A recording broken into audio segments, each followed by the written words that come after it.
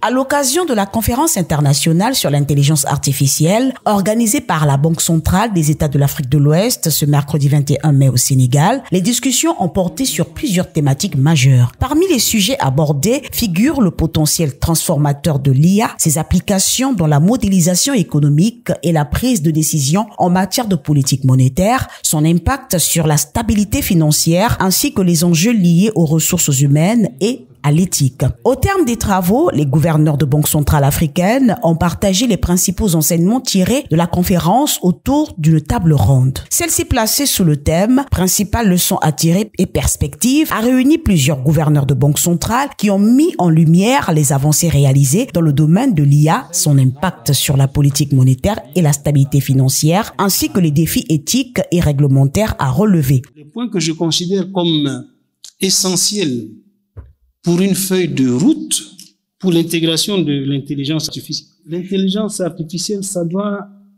faire partie d'une stratégie globale de l'utilisation des données, de comment les utiliser et comment mieux utiliser donc ce nouveau mécanisme, c'est-à-dire l'intelligence artificielle, pour atteindre nos objectifs. Il faut le voir de manière globale, dans une stratégie d'ensemble, parce qu'on a vu qu'il y a beaucoup d'aspects qui sont importants et qui sont interconnectés.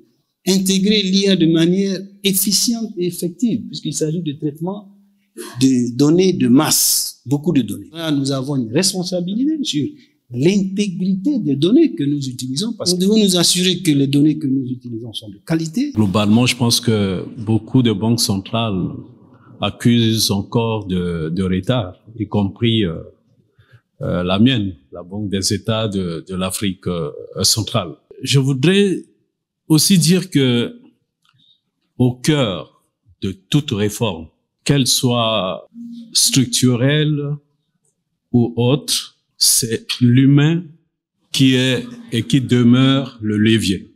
Les machines, on pourrait les débrancher, il suffit de débrancher les serveurs, IA, et puis bon voilà, il n'y a plus de IA.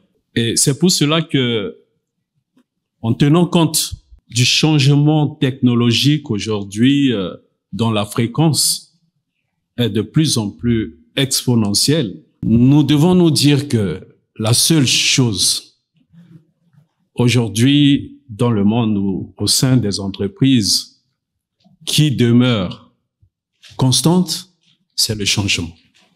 Et donc nous ne pouvons éviter le changement.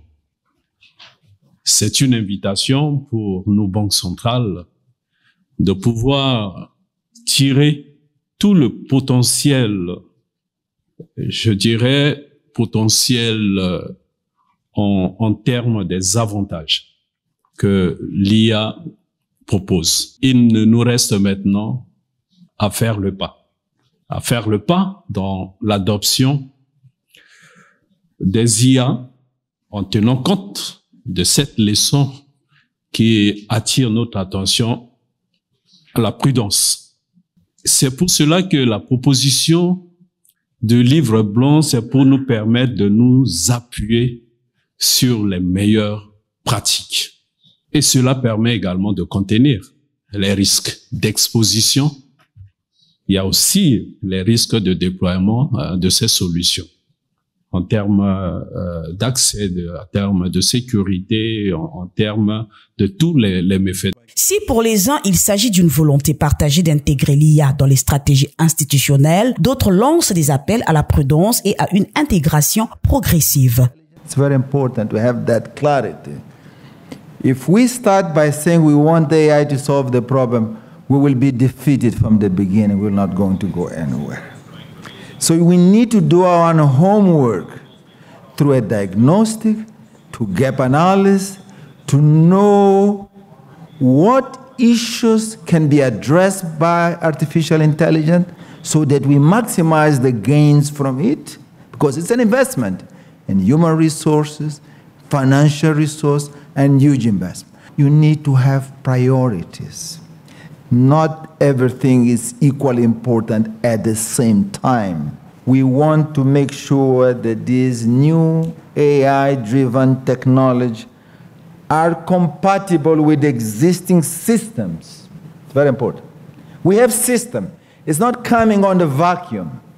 So we have to make sure that whatever we bring there, it's compatible with the existing system to facilitate its gradual integration. Now, it's very clear that we are not at the same level because there are some priorities, in some countries.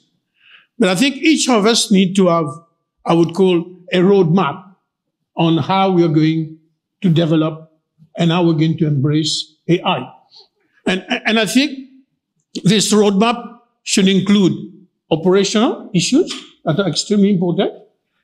It must be strategic also in terms of what you want to achieve with it. Poursuivons sur le registre des leçons tirées. Les gouverneurs ont également souligné l'importance de la formation, la stratégie et de la gouvernance comme clé de réussite. Il y a des domaines qui effectivement sont aujourd'hui essentiels pour l'IA, comme tout ce qui est modélisation macro, prévision de l'inflation et GDP et pourquoi pas aussi l'analyse des risques et LBC-FT. Mais il y a quand même des domaines beaucoup plus difficiles de nos banques centrales qui demandent encore peut-être d'autres réflexions. Pourquoi pas, peut-être pas aujourd'hui, mais demain, l'IA pourra nous apporter des solutions. Je voulais insister sur la formation. La formation est à tous les niveaux, à commencer par nous-mêmes, nous les gouverneurs.